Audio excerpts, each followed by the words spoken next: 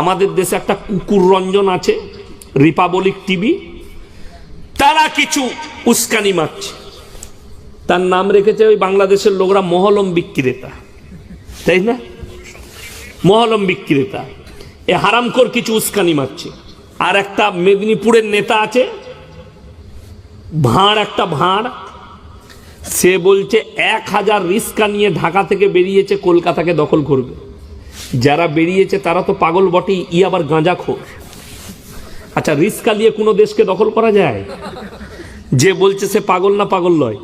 যে বলছে সে পাগল, সে কিন্তু একটা নেতা, বিরোধী দলনেতা। আল্লাহ তাকে মাফ করুক, আল্লাহ হেফাজত করুক। কি বুঝলেন? আজকে সে বলছে আমরা দখলে এলে গোশ খাওয়া বন্ধ করব। আফজল বলে একটা উকিল বলছে 1 বাটি নয়, 2 বাটি নয়, 3 বাটি মাংস খেয়েছে। আমরা বলি নাই, আমরা মৌলবীরা জানিও না। আবার পশ্চিম মেদিনীপুরে খেয়েছে।